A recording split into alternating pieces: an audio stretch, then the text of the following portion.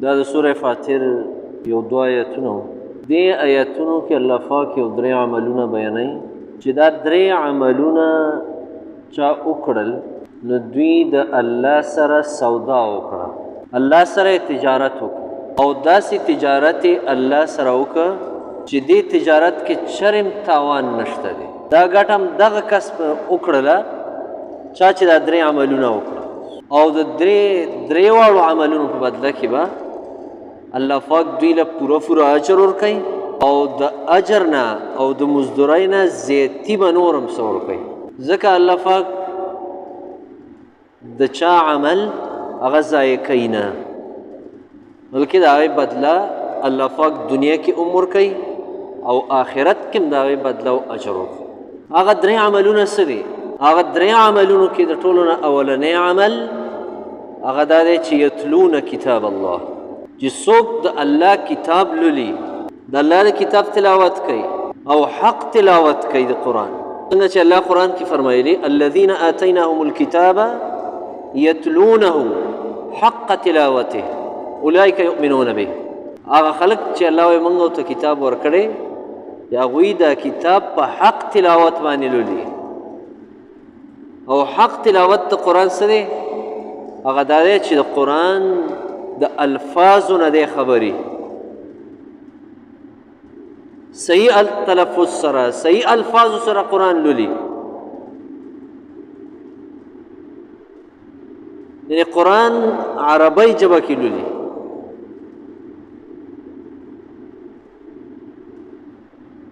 او دا دی چې د قرآن په معنا باندې دی پوهي، د قرآن مفهوم نه دی خبري. ځکه چې یو سړی د یو خبرې په مقصد او په معنا نه پوهېږي نو هسې الفاظ چاله څه فایده ورکوي.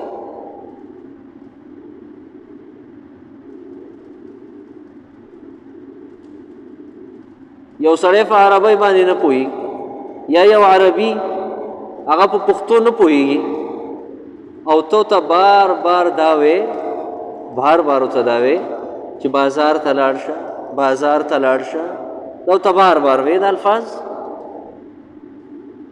نو هغه به دې پوهېږي نه چې دی ما ته څه وایي. څو پورې چې بازار ته لاړ شه د دې الفاظو تا هغه ته په عربۍ کې ترجمه نه کړي چې زما د دې الفاظو مطلب دا دی.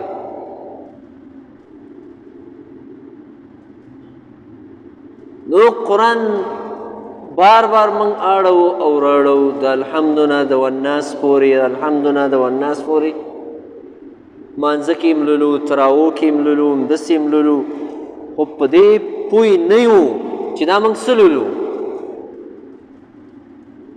دا د الله کلام دی، دا زه څه یم او الله مانه څه غواړي. ځکه د قرآن تلاوت د قرآن لوستل هغه موږ له مزه نه راکوي او مزه په دې وجه نه راکوي چې په هغې موږ پوهېږو نه.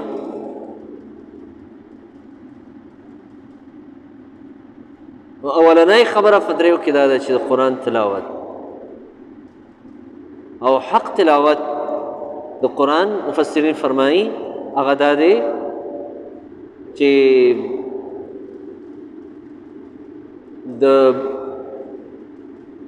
د قرآن اطاعتو کې د قرآن خبره ومني او د قرآن نافرماني ونه کې. دا د قرآن حق تلاوت دی او قرآن کې چې څومره څه دي په دې باندې عمل وکړي، دا عملي طور خپل کې.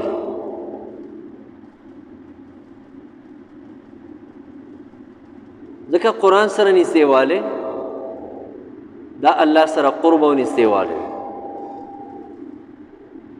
هغه عمل چې په هغې باندې بنده الله ته د ټولو نه زیات نږدې کېږي هغه قرآن دی.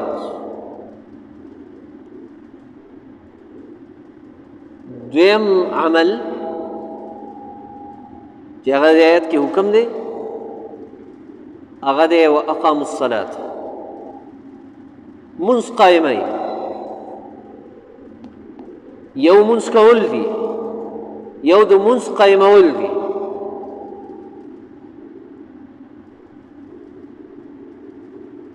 قرآن کې حکم هغه د مونځ د قایمولو دی. اقیموا الصلاة، اقاموا الصلاة، یقیمون الصلاة.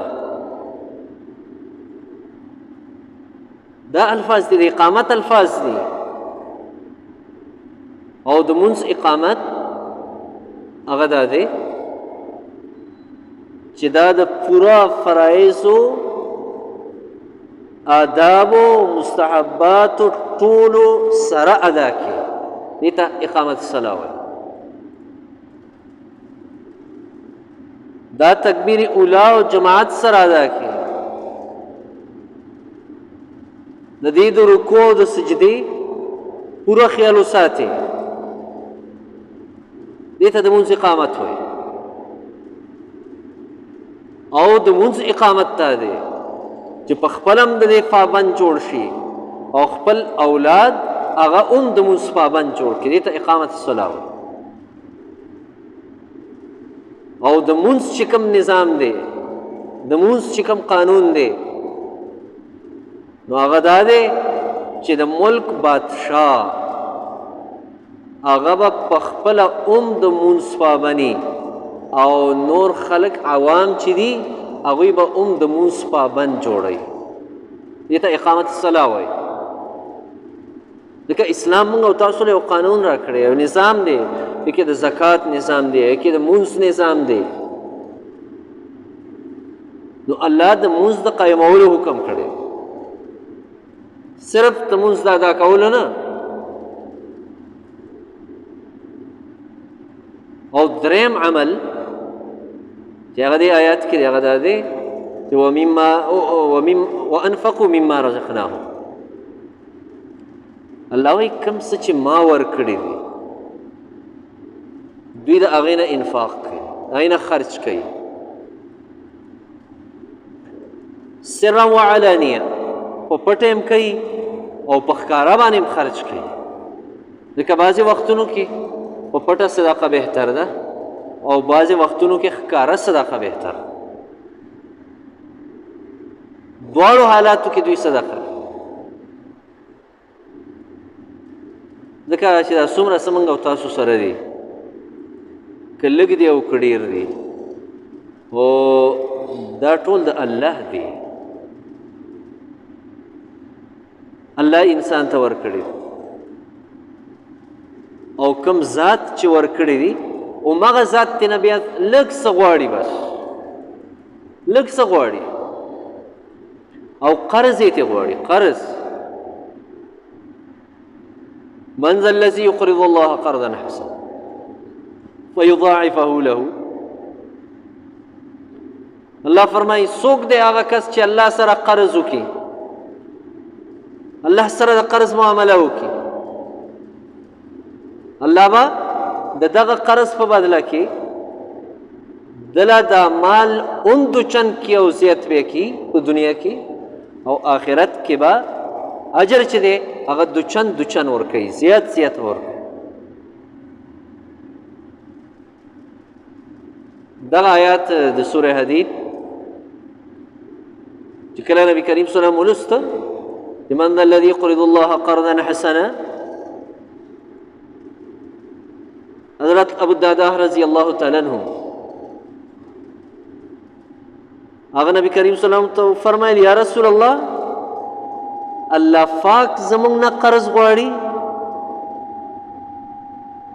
نبی کریم صلی الله علیه وسلم ته فرمایل او الله یې غواړي. حضرت ابو الدرداء رضی الله تعالی عنہ هغه نبی کریم صلی الله علیه وسلم ته فرمایل دا لاس دې لږ راکړه. نبی کریم صلی الله علیه وسلم لاس کې خپل لاس ورکړه او ته فرمایل یا رسول الله زما هغه باغ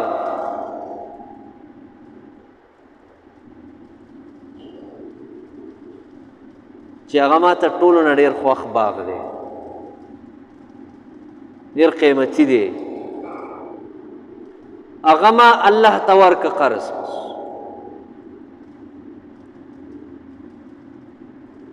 او دا هغه باغ و چې 600 د کجورو ونې پکې د کجورو والا ولاړې وي.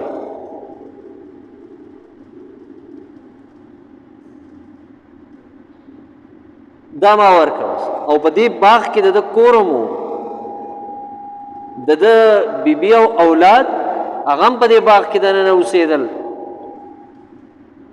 دی راغې او د باغ نه بهر ودرېده او خپل اهل ته خپل کور والا ته آواز وکړه یا ام الدحداح، اے ام الدحداح راوځه د دې باغ نه. هغې ورته ویل ولې؟ بس ویل دا باغ ما الله له قرض ورکړ، دې کې زما ستا اوس څه حق نشته. هغې ورته وفرمیل چې ډېر د ګټې تجارت دې وکړه ای ابوالدحداح. یعنې هغه هم ایمان والا ښځه وه. هغې ورته دا ونه ویل چې وایي زما دا بچي به څه کوي چې ته دا ورکړې، او زه به څه کوم چې ته دا باغ دې ورکړه، او زه به بیا کوم ځای کې اوسېږم چې تا د دې کور سره دا باغ هر څه ورکړه. فوري راووته، خپل بچي ځان سره کړل. نبی کریم صلی الله علیه وسلم دا وفرمایل چې ډېر باغونه د ابوالدحداح دپاره په جنت کې ولګېدل. هغه باغونه چې د هغې څانګې او د هغې میوه یاقوت او زمرود دي.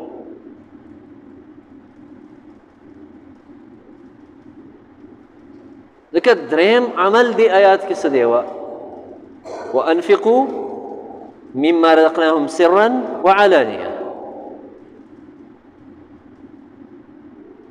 حضرت ابو طلحه رضی الله تعالی عنہ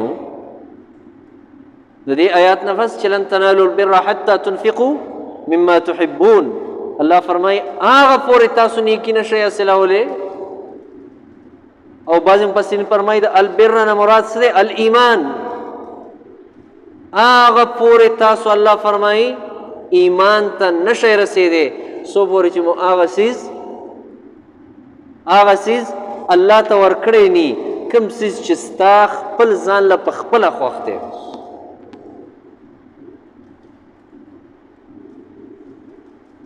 طلحه رضی الله تعالی عنہ هغه وفرمایل یا رسول الله زما په مال کې د ټولو نه زیات غوره مال ماته چې دی هغه زما دا باغ دی چې په هغې کې د خوږو اوبو کوې هم و.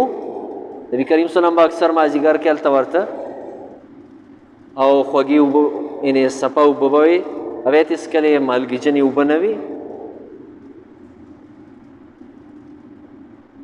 او دا بالکل اوس چې کوم مسجد نبوي دی دا باغ عمده ځای کې دې سره خواته بالکل دا څومره قیمتي ځای و، څومره قیمتي باغ و.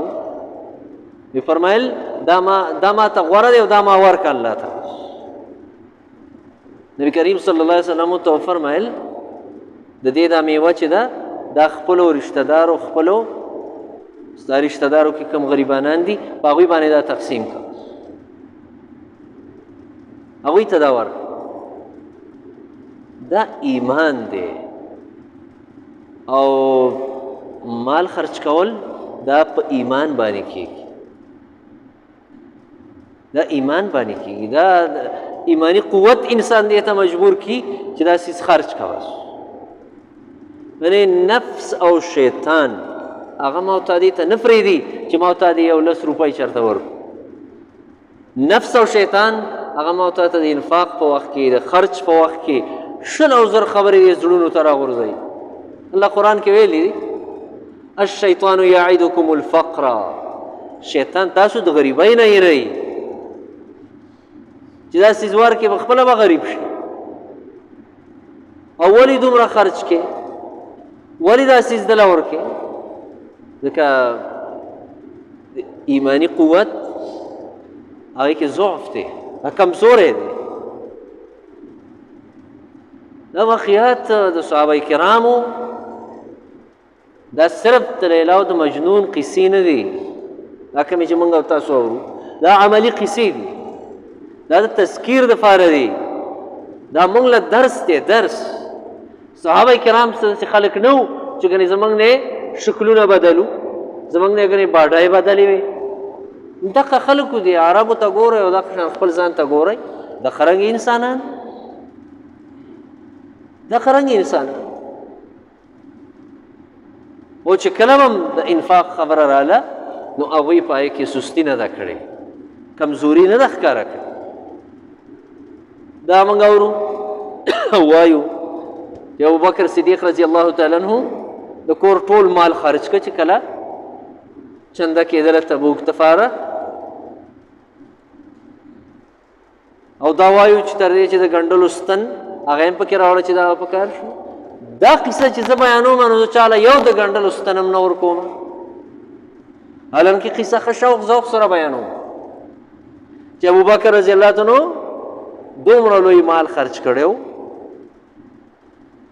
هغه دومره لوی مال خرج کړی و او ما او تا چې دغه ابوبکر رضی الله تعالی عنه دا واقعه بیانو نو بیا چې عملي طور موږ تاسو وګورو ما ته څنګه ویل، بیا یو ستنې ورکولو، د ګنډلو ستنې ورکولو ته هم نه یو تیار چې چارې ور. عمر رضی الله عنه نیم مال راوړو، عثمان رضی الله تعالی عنه لویه چنده، یعنې د دې وخت حساب چې ورته وکړي د عثمان رضی الله عنه چاندې ته اربونه روپۍ ترې نه جوړېږي، اربونه اوښان اسونه د مجاهدین چې څومره وو د هغوی کانه فینه ډوډۍ خوراک دا ټول عثمان رضی الله عنه. داسې نور واقعیت صحابه کرامو. ځکه الله رب العالمین دریم حکم د دې خبرې کړی دی چې وانفقوا مما رزقناهم سرا وعلانیه، وانفقوا دوی خرچ کوي د هغه څه نه چې ما ورکړي. الله فرمایي ما ورکړي. ولله میراث السماوات والارض، دا ځمکه او اسمانونه او دا چې څه پکې دي دا ټول د الله دي، دا د الله دي. سورہ حدید کې الله فرمایلی چې تاسو د هغه څه نه خرچ وکئ مما جعلکم مستخلفین فیه، د هغه څه نه خرچ وکئ چې ما تاسو د دې خلیفګان جوړ کړي. خلیفه چا ته وایي؟ خلیفه نائب ته وایي. د نائب د فاسا بل حاکم وي، هغه د خپل نائب جوړ کړي.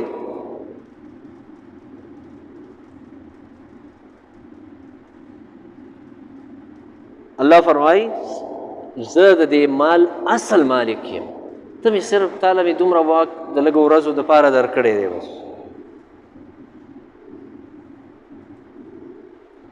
او دویم مطلب یې دا دی چې مستخلفین فی، یعنې ستا نه مخکې ستا د دې مال مالک بل څوک و، د هغه نه تا ته پاتې شوله. هغه څه شو؟ هغه لاړ د دنیا نه، ستا فلارو که ستا نیکه و هغه دنیا نه لاړ، تا ته پاتې شوله. اوس الله فرمایي ته دا مال خرچ کا، دا مال خرچ کا، ګنې ستا نه بل ته پاتې دی، بیا به هغه خرچ کوي. ځان به ته وکړی او هغه د سخت ژوند هغه به پې ته تېر کړي او وروستو تا نه چې چا ته پاتې کېږي مزې به پې بیا هغه کوي،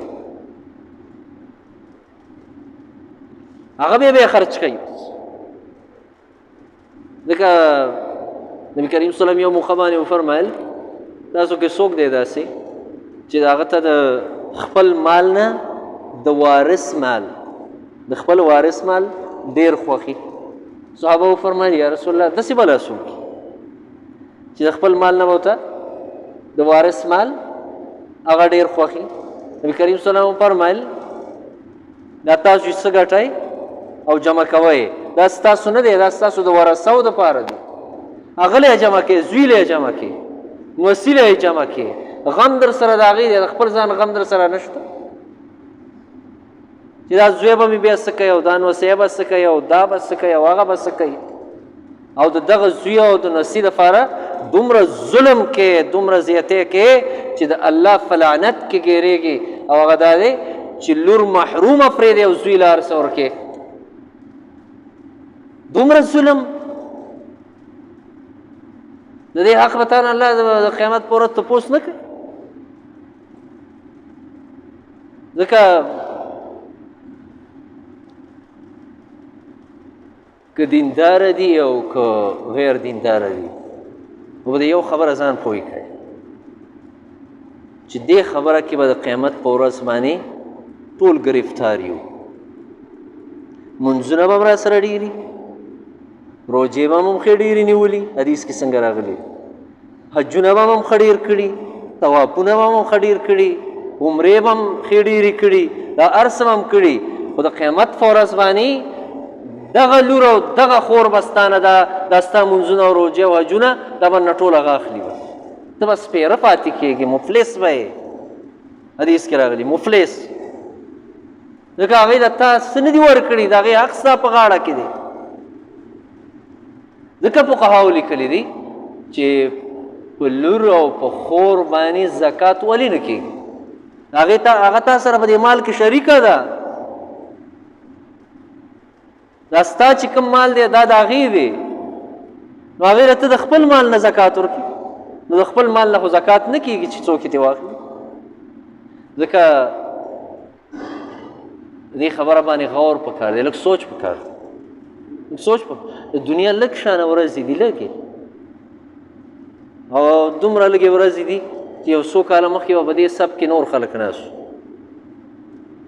او تاسو هغه وخت کې هلکان وئ هغه په هغه وخت کې مشران و او زاړه اوس دې صف کې تاسو ناست یئ او یو څو کاله پس به بیا موږ او تاسو هم نه یو بیا به دلته نور خلک ناست هغه به بیا مشران وي خلک به ورته مشران وي ځکه خپل آخرت او قبر دا ځان له کلاول پکار دي دا راتنګول نه دي پکار نه دي بچی پکار راځي او نه دي نوسی پکار راځي دا پکار نه راځي هر څومره چې ورته وګټې هر څومره مسافره یې ورله وکړي هر څومره ورله حلال او حرام ونه ګورې او لرې وړې دا ښځې وایي مړه خلکو له دې پلرونو څومره ګټې کړي دي تا څه کړي دي موږ تا لاله څه ګټه کړې نه دي په دنیا کې شکر ادا کوي دا بچي او په آخرت کې به ستا دپاره د عذاب جوړېږي نو ښه دا نه ده چې خپل آخرت ځان له ښایسته او دغه انفاق دا وکړو چې یو خو دا فرضي حق دا د خویندو او د لونو دا ترېنه ورکړه که مړ شوي نو بیا دې زامن نه ورکوي چې ستا غاړه به خلاصه ډېرو مونږ ته دا ویلي که نه مونږ ته د خور حق دا هغه ما وایي دا خو مې پلار پسې دی نو بس هغه پوه شو او دوی پوه شو مطلب دا دی چې خیر دی که دا پلار مې دوزخي شي او چې دلته دنیا دا فایده ماته پاتې شي ځکه دې خبرو باندې غور پکار الله دې موږ او تاسو دې خبرو باندې عمل کوونکي جوړ کړي لږ یې غونته شپې ورځې دي ښایسته د تېرولو دي خوږې د تېرولو دي او دا څه چې دي دا موږ او تاسو سره دا زموږ نه دي دا د الله میراث دی الله ته پاتې دی دا ټول او الله ته به پاتې کېږي ځکه خرچ وکئ بس خرچ وکئ صدقې ورکئ اخري دا حدیث ته یم چې نبي کریم صلی الله فرمایي ابن ادم وایي چې زما مال دی او زما مال دی او زما مال دی نبي کریم صلی الله اول دا سورت ولسته الهاکم التکاثر حتی زرتم المقابر الله وایي د دې مال ډېروالي دومره لیوني کړي یې چې قبر ته ورسېدې قبر ته او همدغه مال کې او مال کې او مال کې زما مال دی او زما حلال او حرام یې نه ګورې خو چې بس مال راځي او مال مې ډېر شي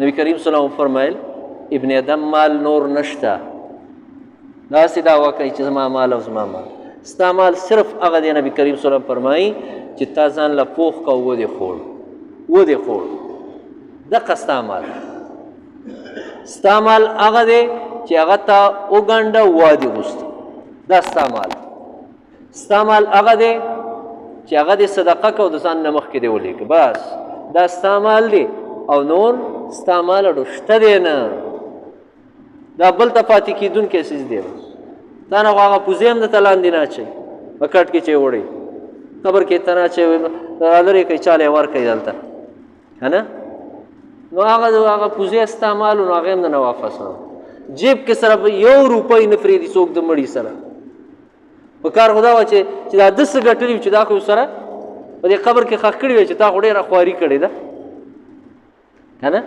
نو دا دی چې خپلې غاړې م ازادې کړي او د خپلو پلرونو او د نیکونو غاړې م ازادې کړي انشاءالله او خرج کوئ الله به یې زیاتوي ښه اللهم صل علی محمد اللهم انک عفو کریم تحب العفو ربنا لا تزغ قلوبنا بعد إذ هديتنا وهب لنا من لدنك رحمة إنك أنت الوهاب يلا استغفر نو معاف د امن د فار سوال وکړئ چې الله پاک زمونږ د علاقه کې او د ملک کې امن راولي والله دا بدامني ختمه کړي یا الله د امن فضا قایمه کړي د خوشحالۍ فضا قایمه کړي دا د بدامنۍ او دا د خفګان او د پریشانو د حالات د ټول امت مسلمان اوچت کړي او یا الله د فلسطین د مسلمانانو مدد وکړي د فلسطین د مجاهدینو مدد وکړي او یا الله رب العالمین اسرائیل او د هغوی ملګري امریکا او د هغوی ملګري یا الله د ذلت سره مخامخ کړي یا الله خپل قهر فی نازل کړي او یا الله ټول مسلمانان د هغوی د ضررونو نه بچ کړي وصلی الله تعالی